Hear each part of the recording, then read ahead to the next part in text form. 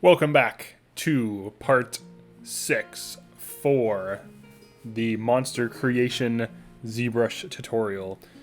So we're picking up where we left off. We just recently refined some of the edges and we're going to be working on the shell today. So I'm just going to start with clay buildup, so BCB, and then I'm going to change the alpha to alpha 6 just to keep it simple, just to keep it the same for this video. So this thing is kind of looking a little bit complicated. I'll probably do some more simple tutorials just to get used to some of the brushes as well, and they'll just be like similar projects kind of to this, but not as detailed. So let's actually do something. Let's be renegades and turn off symmetry. So we're gonna have symmetry off because when we're sculpting into this egg, we probably don't want it to be perfectly symmetrical because that's kind of not very visually interesting. So I'm going to start adding cracks. So I'm holding in Alt while sculpting to take away some mass. And you can see here, like, adding asymmetry, even just a little bit, will drastically change the appearance of the model. Usually for the better.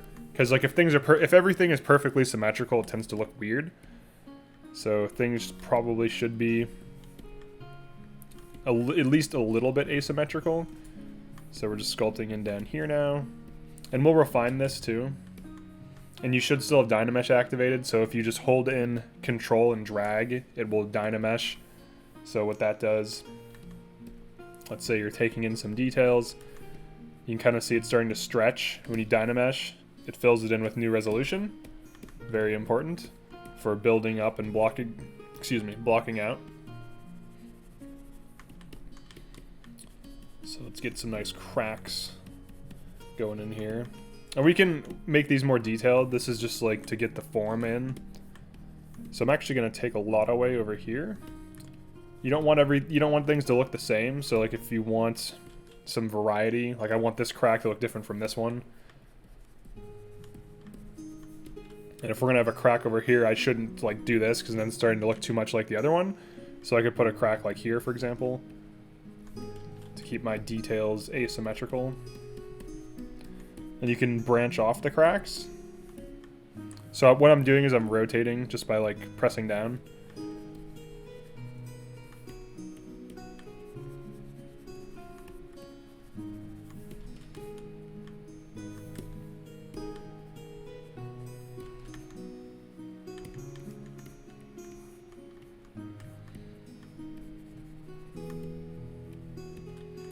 Then over here, let's do one like this.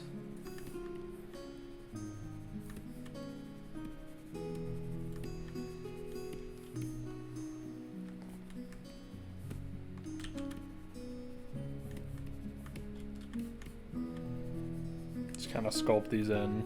And you can sculpt your cracks in however you want, doesn't really matter. As long as you think it looks good. I mean, you can tell if it looks good usually. And this is just like the first stages. We're going to refine these as well.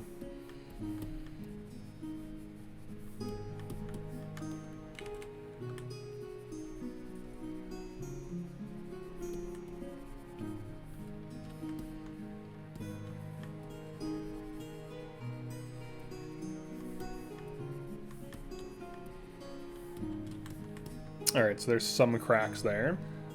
Let's put some on like the sides a little bit.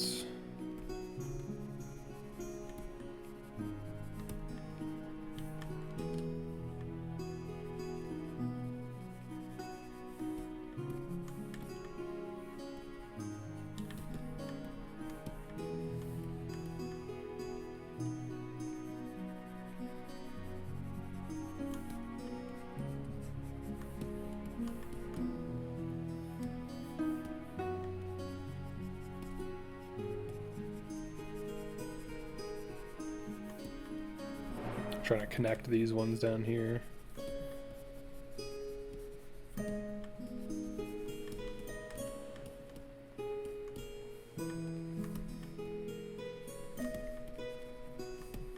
Another way to do this would be to use selections. So you could like make a selection You could kind of do that if you wanted.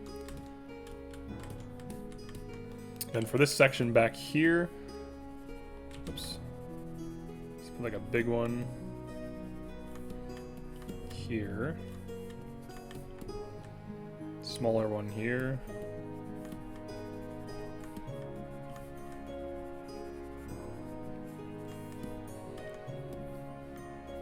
and then one right here. And then I'm going to do one more thing before we continue, once I get some more cracks in. Let me make sure these are in different locations. I want them to be asymmetrical if you rotate around the model. So that there's a lot of different details going on.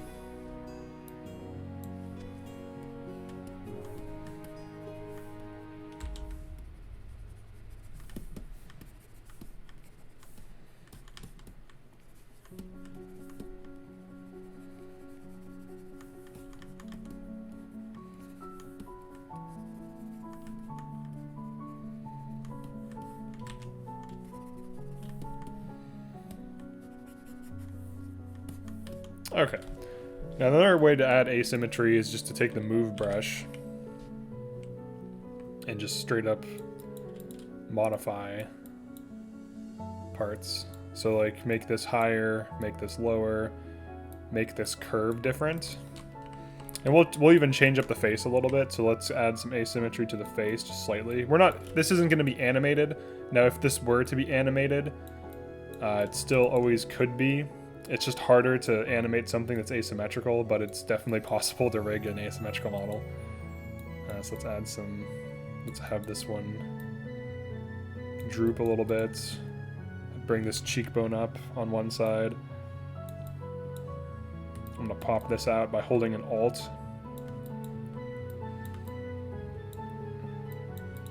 Push parts of this in.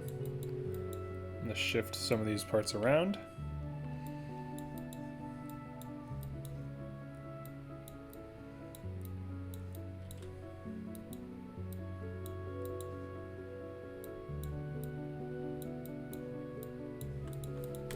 Dynamesh. Now you only want to do slight shifts, because if you do something crazy like that, it's going to look insane. So you want to kind of keep it a little bit more reasonable. And of course you can make the brush smaller to influence smaller sections. So if you want to just like change the angle of something, or just like adjust the height slightly, you can make small or large changes depending on what you want to do. So I do want to push in this side because I don't want it to look so symmetrical. I'm going to pull this down.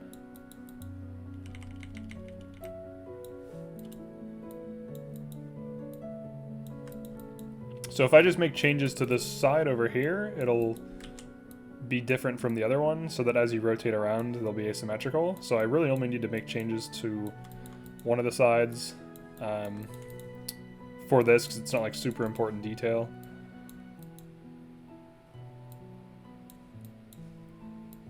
But it's still good to do.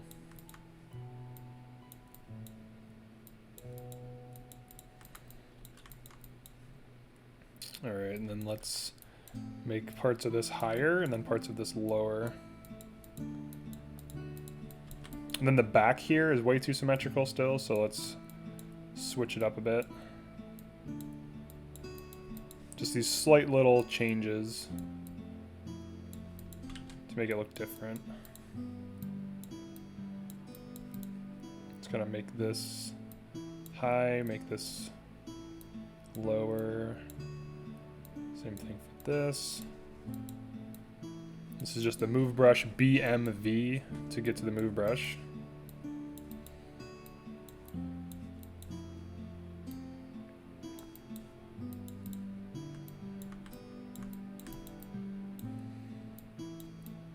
Just pushing in different parts to try to give him some uniqueness to his little face here. And keep in mind we just started from a sphere, so I think this is starting to look like a cool little thing. Personally, but maybe it's not cool. No, I'm kidding. I mean, I don't know. It depends on your taste, I guess, if you like it or not. Alright, we got that different. Let's make this a little bit higher. Let's pop out this eyebrow a little bit. Let's make it more cartoony and kind of crazy. Alright, and then parts of this still look too similar. So let's push this up. And one thing I can do here at the split is modify these. Now that we have these little cracks, we can play off of these details. So I can like move these points away from each other. To add more of a break between the shapes, because that's usually good to have. Not always, but depends on what you're trying to convey, right? Like, it's not like a hard and fast rule where there should always be breaks, because like some hard surface things look weird if you just started adding in a bunch of form breaks. But other more organic things look great and more natural if you do, so just depends on what you're making.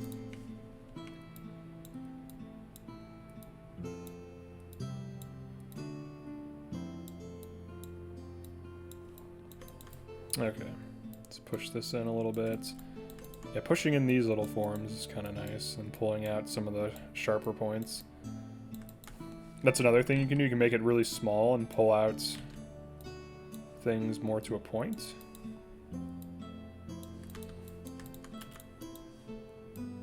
And be a little bit more precise pushing in.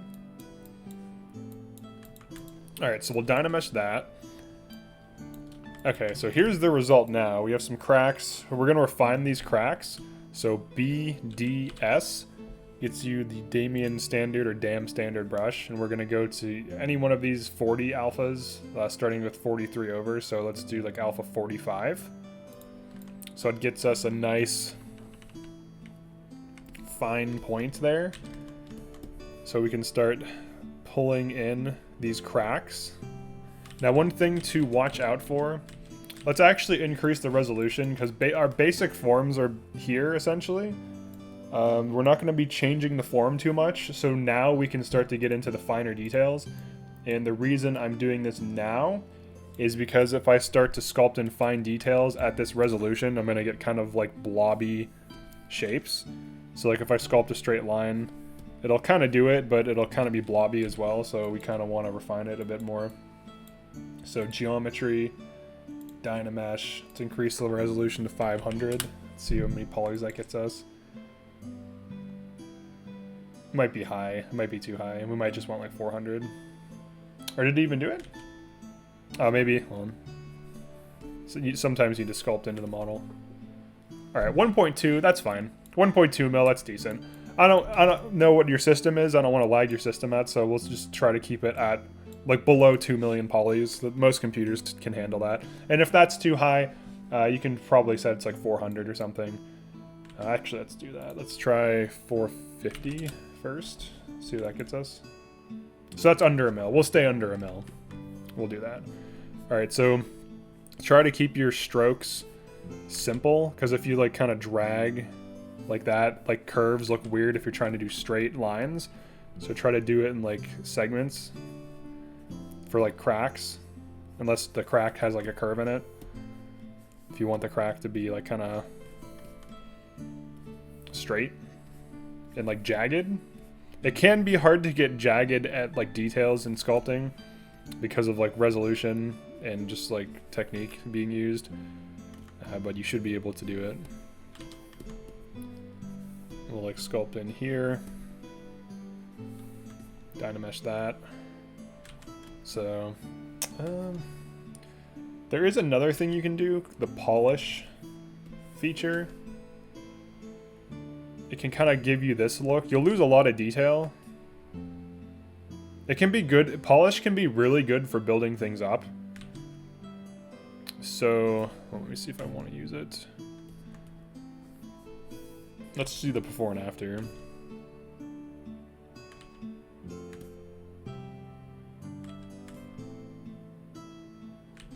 Yeah, it definitely loses a lot of detail.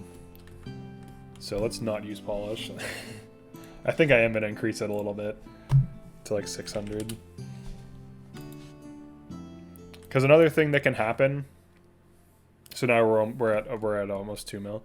One thing that can happen if you keep dynameshing, you can kind of see this blurring. And now it's fine. As long as your resolution is high enough, you shouldn't be blurring. So that's one way to prevent it. But obviously it shouldn't be so high that it's insane.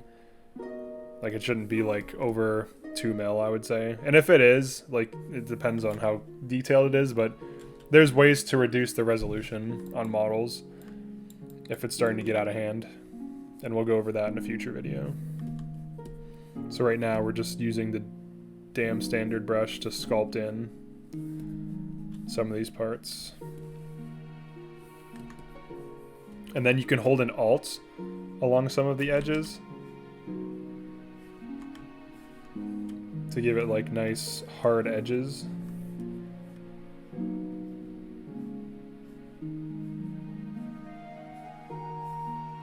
For the cracks.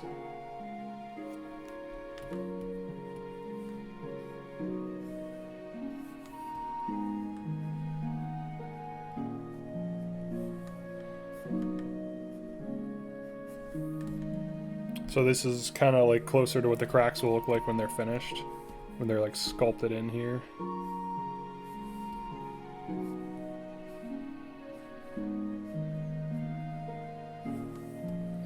And you can kind of taper them off by slowly reducing pressure if you have a pressure sensitive stylus or tablet.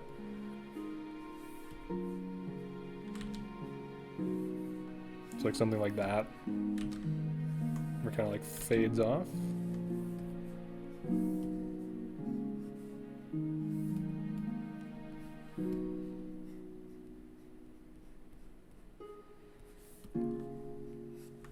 You can always blur it as well with the smooth brush by holding in Shift.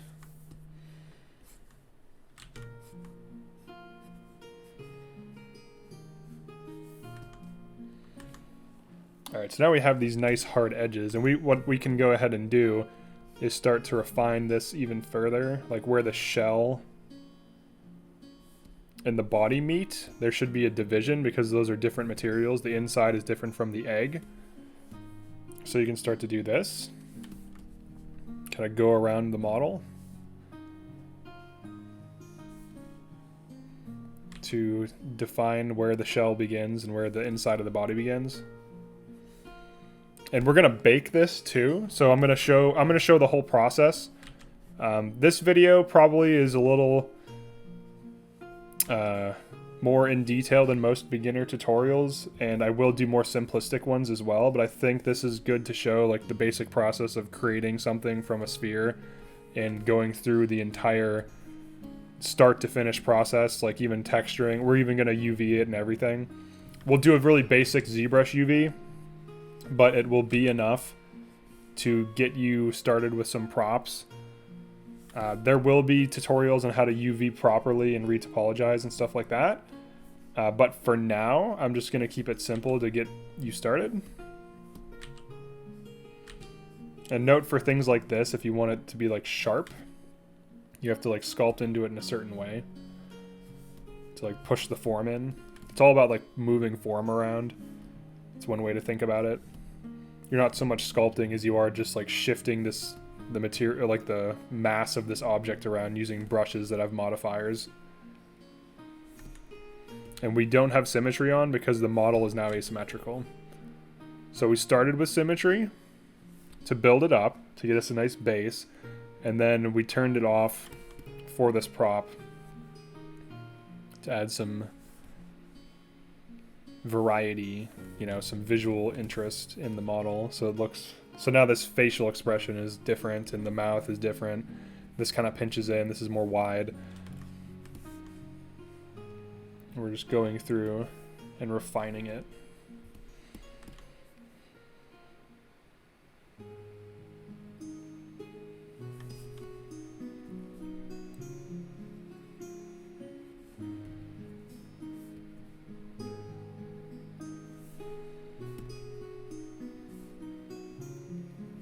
So this video definitely is one of the longer ones because we're actually doing the work of refining this bad boy.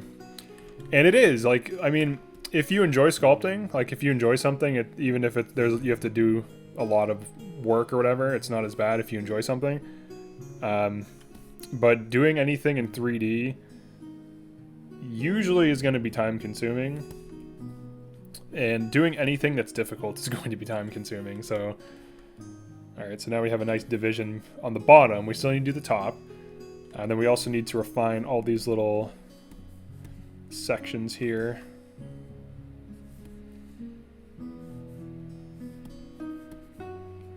So I'm just hitting some of the crevices that we sculpted in earlier on the bottom to start.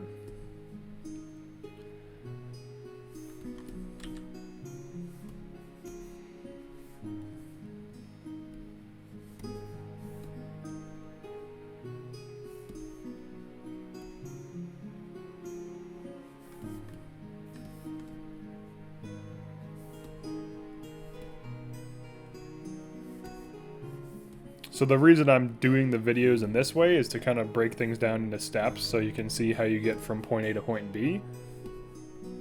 I think that's useful. Definitely let me know if it's helping, if this process is good. And if you're an artist that's much better than me, definitely give me some pointers. There definitely are a ton of artists that are way better than me. So they're out there. Feedback is always appreciated. And also, just from the user's point of view, like, you know, the viewer, feedback is also appreciated. Alright, let's kind of do, oops, let's do one of these. Let's have this kind of like end here. And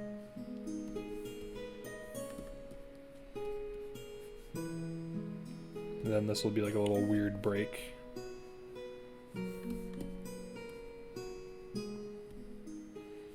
I like to sculpt in a little bit when I do stuff like cracks, because if I sculpt it in randomly, like to some degree, it kind of helps me figure out the path the cracks need to go. Alright, so let's get this stuff. Let's get the top now.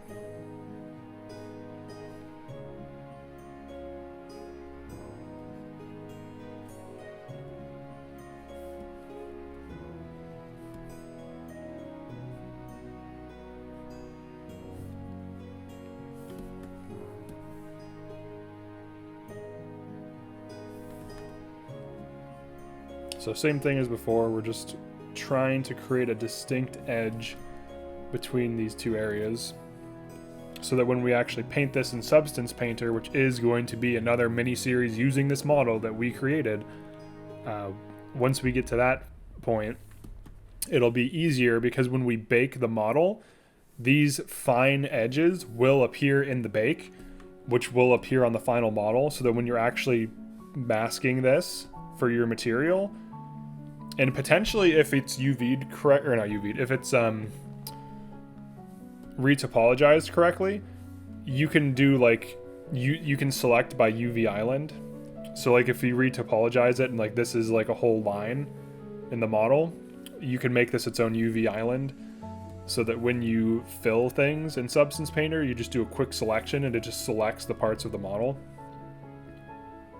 So that's definitely something that's more advanced, but we will keep it simple for the Substance Painter thing. I'm not going to go too crazy with any of that. Just to get, just to get you started, so that you have somewhere to, like a little foundation to build up from. Because the first thing that's important is getting the sculpting, like to learning the processes, the brushes, all that stuff. And I'm still learning too, right? Like there's still, like one thing I've been learning is actually just normal modeling. I'm mostly a sculptor and texture artist. So like I've been learning modeling too. So I'll probably, as I'm learning modeling, I'll do little tutorials and little series for that, like how to do stuff with modeling. Because one of the best ways to learn yourself is to teach something, because then you're forced to analyze how you're doing something. And if it's a good way, if it's optimal, if the results are good, you actually have to break it down into steps that you can reproduce, which then effectively teaches you that skill. So if I want to teach something, I actually have to learn it. So I'm going to actually be diving into modeling in a huge way myself personally, so we can kind of learn it together. But I will be learning it like ahead of time, right? But I'm definitely decent at texturing, I think, and sculpting, and I could always, I mean, you can always get better, right? So even if you think you're good, it's an endless journey, and you can only improve. You can always improve. Even if you're literally like the best at something, you can still always improve. And that's the mindset, I think. That's the most useful. Alright, let's sculpt in some of these cracks now.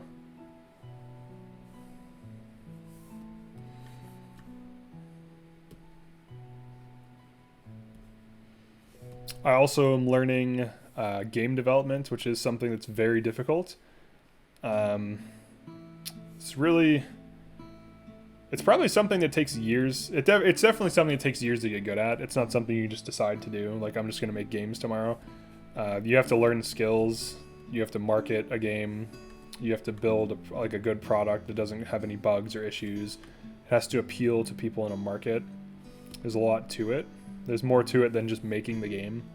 In fact, the other aspects of game development that don't include making a game can make or break the success of a game. Like getting funding. Let's say you need a team to build your game. How do you get funding? You know? It's not like people are just looking to hand out tons of money for up and coming game developers who don't have a track record, you know? So like getting funding is not easy. Getting money together for a project, getting people's attention to promote that project. These are all problems that you have to solve if you want to become a game developer. And then for becoming an artist, the problems you have to solve are learning the software, learning anatomy, learning how to texture, like why things are certain colors, how like the physics of the object affects it, because that's like all what texturing is really. All right, so we have, all right, we still we have to get these guys over here. So I'm kind of using the brush strokes from, like you can see here, like I'd put a ridge here, put one there. So I'm using the brush strokes of when I sculpted. I'm gonna blur this with shift, this part here, because it looks too like perfectly circular, and we'll blend this stuff better too in the next video, but for now we're just gonna focus on these cracks. But I'm using my initial, like the ridges created from using the clay buildup brush to kind of inform where the cracks go, because we pushed it in and now we're just refining those edges. So it's a very logical thing where it's just like you hit BCB, you create some cracks, BDS for damn standard, and then you refine those. So this is reproducible, like you can use this technique on anything. It's pretty useful to know. Definitely helped me out to learn this when I was like first starting out at sculpting.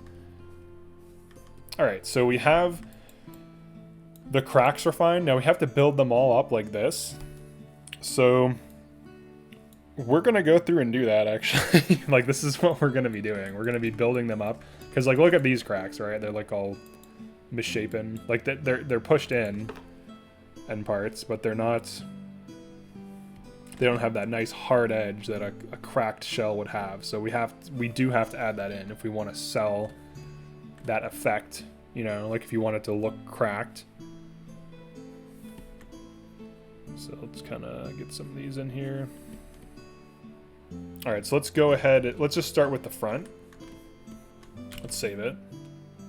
It's always good to save it and make a backup as well. I always have a backup of each of the files I work on. Because one time the Zbrush did crash and like it didn't recover the file, so that happened to me like once, but I will never forget. All right, we're gonna create a line here, and then create a line there. Now we're trying to define the egg shell more, make it sharp. So let's do this. Let's fade that a little bit. I'm gonna blur that slightly. You shouldn't use the smooth brush too much. It'll destroy a lot of your details. You should only use it when you literally want to destroy and smooth details. Like right here, I want to do that. that's when you should use it. You shouldn't just like start smoothing stuff unless you know that that's what you want to do. Because if you spent a lot of time sculpting something and it looks nice and the details look nice, and you blur it, like you smooth it with a smooth brush, it'll just destroy all that work. So use it very precisely and like with a very specific reason. All right, then some of this stuff looks kind of similar. So BMV, this looks like too perfect. So let's just kind of push this in a little bit. And then push that out slightly. And then maybe push that. Because a crack usually isn't like perfectly straight. Sometimes they are, but very rarely. And then go back to BDS. And we are holding an Alt on the high points. So like this is like a low point. This is a high point over here. And you can also sculpt in. So now I'm not holding an Alt. You can sculpt in fine details if you want. It can be good practice to do so, because the thing about improving at anything is you have to just do it. You have to know what you're trying to hit, like what target you're aiming at. So if you're trying to sculpt cracks, you know, knowing what cracks look like helps. And then sculpting shapes that look like cracks is, you know, gonna get you there. So all right, so this one's now sharper, but you can see the difference between this and this. This has not been touched yet, and this has been. So that's why we're doing it.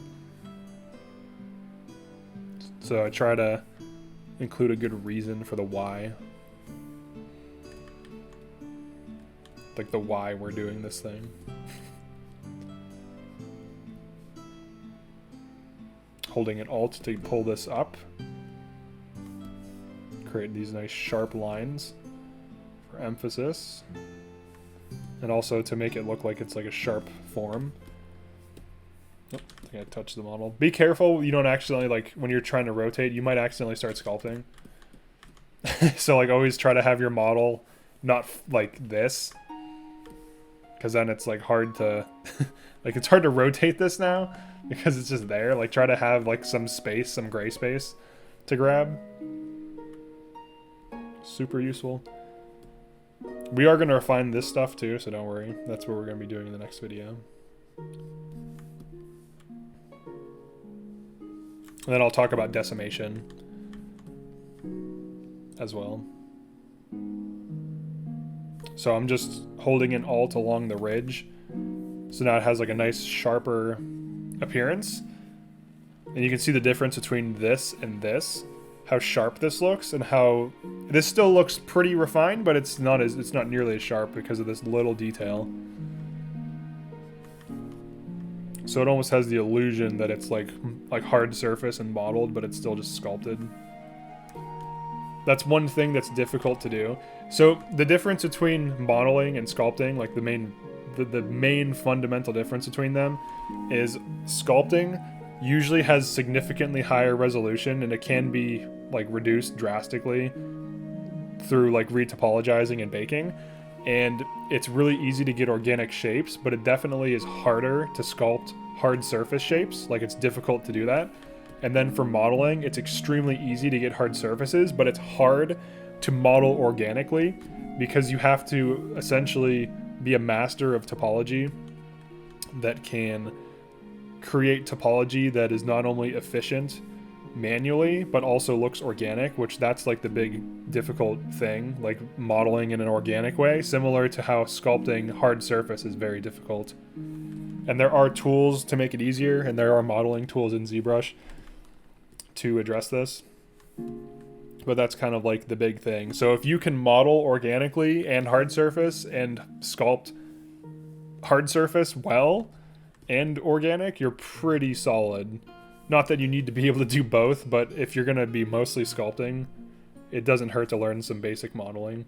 Like I know enough modeling to like model really basic things, like teeth or whatever, like belt buckles, little details on things, because sculpting these like fine, precise things is quite difficult. That's why we're starting with like this cracked egg, because it's all organic looking by default, because, you know, that's just what it is. It's just this weird circle guy.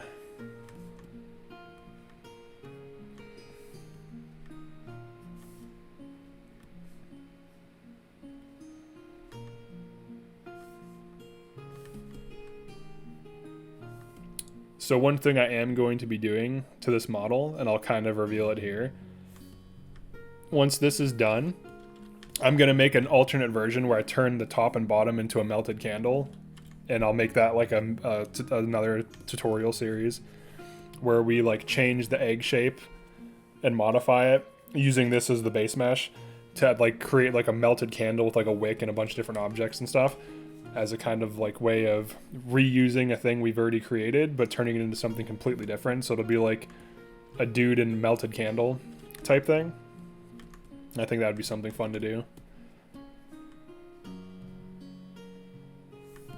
I definitely enjoy doing these types of videos because, one, I'm improving because I'm pushing myself to make designs. I'm pushing myself to make tutorials where I try to go over concepts in Zbrush and have like a clear understanding of what I'm trying to demonstrate. So in this case, we're just refining edges with damn standard brush, while also working on a larger project, teaching some basic things, you know, like refining edges. You can see like the top versus the bottom, drastically different. We're gonna hit up the bottom too, don't worry. Don't you worry. I'm also learning some more texturing techniques, so I'm gonna be doing texturing tutorials as well. This asset will be used in a texture tutorial. We're gonna texture this bad boy. We're gonna do everything, and I'll even do a little mini tutorial for getting it into Unreal Engine. And I might do Unity too. I guess I might as well. I do want to make things in Unreal Engine eventually because it's so awesome, but for Unity, I don't know that I want to do 3D stuff in Unity.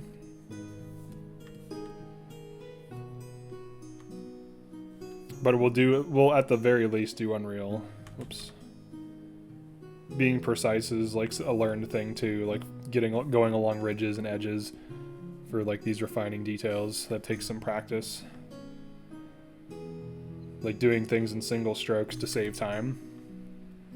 Definitely something that takes some practice. If you're curious as to what monitor I use or what tablet I use, I actually have a Cintiq Pro 24-inch. It was pretty expensive. Definitely the most expensive tablet I've ever had. I can draw right on it, and the screen is massive. I also have a flex arm, so it's elevated at eye level, so that I don't have to like look down or hunch over, because ergonomics, if you're going to be a digital artist, ergonomics is extremely important. And what all ergonomics is just a marketing term for furniture or you know, some kind of stand or whatever. Like it's just like comfort, right? Like long-term support. Like if you get a chair that sucks, if you work on a hard wooden chair, that's not going to be that comfortable like over hours of work. That's going to stress your body out. That's going to wear you down. You want like a nice ass office chair for like managers. Like I have like this business office chair that's like rated for up to like 8 hours a day of you know, comfort essentially. So the flex arm is amazing. You know, I used to have a Wacom tablet that was on my desk. That's fine too, but this new one is just so nice. And $2,000 is a lot, obviously. Oh, I didn't hit this. Let's make sure we get all our edges. There we go. Fine. Alright, we'll start doing this part here. Another thing that's a life hack, like for being a digital artist, is if there's any work that you don't need to be like on a tablet for, like let's say the way you do textures, you just do like selections and stuff, and you just do all of your prep and like UVs, so that you can just select your UVs and then just use like materials and stuff and modifiers and masks and edges. You could probably get a standing desk and like be walking on a treadmill while doing stuff that doesn't require precision. Like if you're not like at like hand painting stuff, or if you're like doing like modeling, assuming that like, you know, you're not walking too fast on a treadmill underneath your standing desk, you can be walking while doing that, which will save your lower back and make you feel much better. Or even if you're just watching a tutorial, you could be walking on a treadmill on a standing desk. It's so much nicer. It is much nicer. So I'm going to sculpt in there, and then I'm going to hold in Alt. Most of this I'm holding in Alt.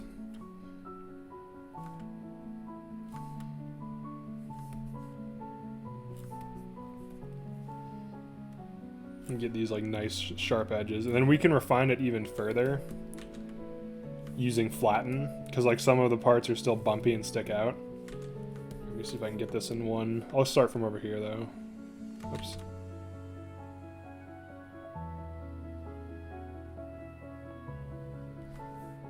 It could be better, but it's not bad. So there's also different types of movement. Like wrist movement for sculpting. I would say there's 3 types. I mean, I could be wrong. Maybe there's like a 4th one, or maybe people just consider there to be 2. But there's finger movement. So this is finger sculpting, where I'm just like making rapid. My wrist isn't moving. My arm isn't moving. Just my fingers are moving. This is like finger sculpting. And then this is finger sculpting with. I guess there are more than 3. So let's break it down by joints, right? You have finger sculpting, wrist, nothing is moving. And then this is finger sculpting with shoulder movement. Like I'm moving my entire arm. And then this is like wrist sculpting, where my fingers are static. Everything else is static. And I'm just like dragging across. Let me delete that. And then this is like arm sculpting, where like everything is static except your arm for like nice long broad strokes. Let me save this because I'm just kind of like doing this just to make sure I don't accidentally put in details I don't want. Then there's like forearm. So this is like forearm. So like everything is static except for from my elbow forward, my forearm is moving from my elbow, like rotating. So like there's different, like you can sculpt from your shoulder, you can sculpt from your elbow, like in terms of like the movement, from your wrist, from your hands. And there's also different hand positions. Like this is standard drawing position, and this right now for like to like mix it up, you can hold it. I might have to like show like a little image, or maybe I can draw it on the model. I have like the pen like this. We have a thumb on that, so it's like my thumb. And then I have a finger going over, and then a finger behind. So it's kind of like in between these fingers. And that's nice to do. And like if you're just spending hours sculpting, sometimes you're like just the repetition can really get to you. So having like alternate ways of sculpting can be very nice. Alternatively, sometimes I actually will switch hands. Not to sculpt precisely, but like if I'm just doing like details, like I'll switch, like I'll go to BCB and I'll switch to my left hand. Like you can sculpt stuff like this pretty easily with your other hand.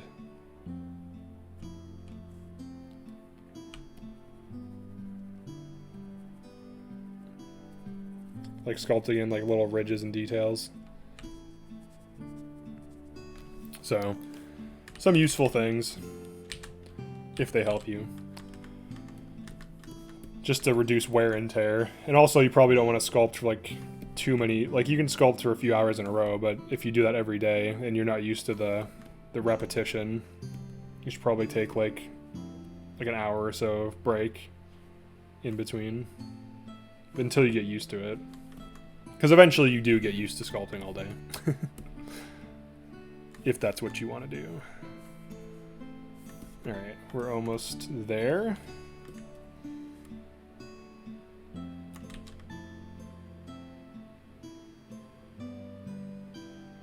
Oh shit, I couldn't see that. My hand was in the way. Let's try to get this in one.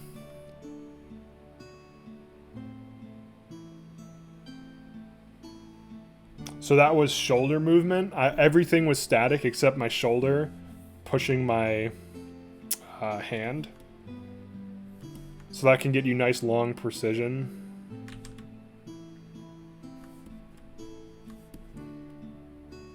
This is also shoulder. So my entire arm is moving when doing those long ones. And that's something you have to practice and just get used to if you're not used to that. I think they do that in like traditional drawing. I haven't done traditional art in years, so I also never had like formal art classes. Everything I learned was through like online tutorials and just like trying to figure stuff out. Like just diving in and being like, all right, I want to sculpt some shit. And just learning it that way. Because that's how you learn anything, right? You just have to attempt it and you have to have a target you're aiming at, so as long as those criteria are met, you can probably learn a lot just by like trying.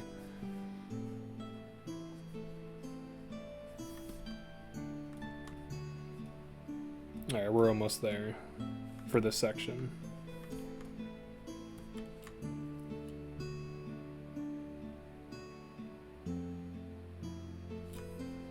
I was a little off.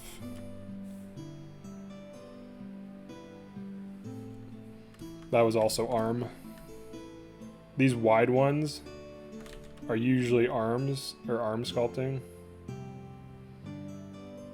for like the stroke. Alright, so here's the result.